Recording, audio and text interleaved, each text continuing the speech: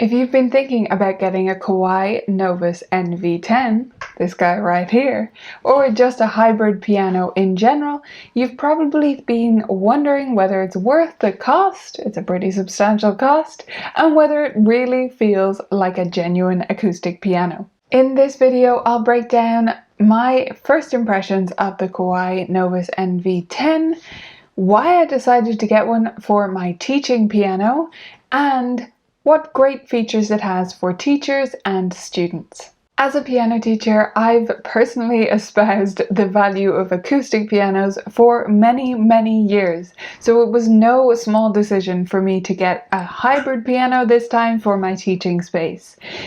In this video, I'll give you a general perspective, and then at the end, I'll share my 3 reasons for making the decision that I did in case it helps you with yours. First of all, let's just acknowledge that this is not a small purchase. I understand that you're probably watching tons and tons of videos right now trying to decide if this is the right decision for you. It's also a pretty hefty arrival when it does get here. And I was very lucky that when it arrived, not only was my husband home, but my brother happened to look out the window, he lives across the road, and he was able to help us get it off the pallet in the first place. Now, that was only the start of our issues. Once we got it inside, we had to figure out how to get it up the stairs. And this is where we had to get the professionals in. We'd managed to get it off the street so it wouldn't get rained on, but there was no way we were going to get it up and navigate around my very narrow staircase. So we got the professionals in, and it would be fair to say that they were pretty much giants. So it took some serious muscle to get this thing up the stairs. This is not a regular 2-person job like you might move any digital piano around the house. I didn't actually film while they were moving it up the stairs, although I would have loved to, because it feels a bit rude to film someone as they're moving a very heavy object for you. So it was an ordeal to get this in. Was it even worth it? Absolutely it was. I am in love with this thing. I really am.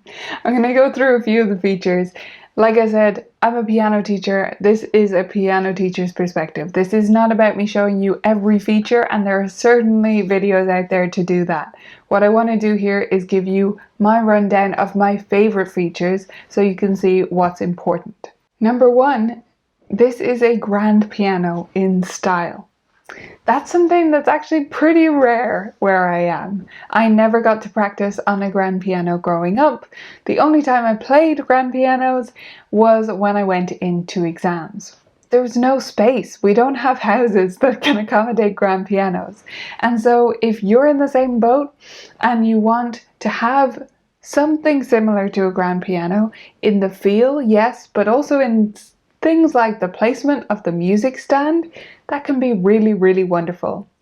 This is going to mean that the next time we go to play at a recital, my students don't accidentally put their music in behind the cover instead of on the actual music stand. And if you've never played on an upright piano, or vice versa, you never played on a grand piano, you won't know the difference, but trust me, kids do this all the time. The touchscreen is another fantastic feature. It just makes it so easy to navigate and figure stuff out. And you can actually connect this with the Virtual Technician app, so you can control it with your phone or iPad. The big thing that matters to me though is the touch. And here's 2 important things about this piano. One that I knew, and one that I didn't really know until I got it in my hands and got to play it properly. So the first thing is the key action. This has a full grand piano action. So it's only at the very end of the key. If you're not familiar, keys are actually way inside the piano. They're not just this tip part. So it's only at the very end of the key that it becomes digital. Otherwise, the full action is there, which makes a big difference. Now, that's not that dissimilar. It is different, but it's not that different from something like that guy over there, which is from the Kawai's Concert Artist series, right? That still has a pretty substantial key action in it. The difference here though is when you play it, you can feel the vibration. And that is the bit that is normally lacking from all digital pianos for me. So when I play it, there's no way to show you this through YouTube, but you can just trust me when I say when I play it, I can feel it. And that doesn't happen with digital pianos or keyboards. The other awesome feature that I think most students and teachers will appreciate, especially going forward, is the Bluetooth connection. This might seem like a weird thing to highlight when I'm talking about so few of the actual technical features, but this is a big one for me. What you can do with the Bluetooth is you can connect on Bluetooth MIDI and lots of fancy schmancy stuff like that, but the bit I love is you can play music from your phone via Bluetooth out of these speakers. And when you do that, you can still play along with it. This is so much handier as a way to play backing tracks and other accompaniments that you're going to play along with. Say you stick on an improv backing track, it comes out of the piano, and then so does your own playing that you're playing on top of it, or a backing track that goes with a book that you're working on. This is awesome. Yes, I can plug in a different set of speakers, I can have a great speaker system that I use my phone connected to and all of that. That's super, okay? But this is so much handier. I've already used it tons in my own playing and I can't wait to use it with my students. Now, let me give you my 3 reasons for choosing this over an acoustic. The first one, and the most clear-cut, and the reason I had to choose this kind of piano, is the location. I simply could not get an acoustic piano up my tiny stairs. It's not going to happen. It's impossible. So I had to leave my acoustic piano downstairs if this was going to become my new teaching room, which is what fit with where things were going in our house as we built an extension. So that's my number 1 reason. I was moving my teaching space upstairs. I can't get an acoustic piano upstairs, so I need the next best thing. The second reason, though, is the extra features. This isn't just a pale imitation of an acoustic. It's a great imitation of an acoustic, but it isn't just that either. It can also give me features that I wouldn't get otherwise. We can record directly with no fuss, no issue. We can play via Bluetooth coming straight out of the speakers and play along with that.